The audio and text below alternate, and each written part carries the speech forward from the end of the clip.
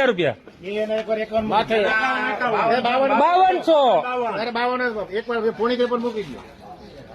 52 રૂપિયા 53 માંથી એક મૂકી દો 53 5 10 15 20 25 30 35 53 અરે 50 53 53 55 70 રૂપિયા 53 હાલો 5370 5370 રૂપિયા 75 એથી 85 90 5600 5 10 15 20 25 30 5630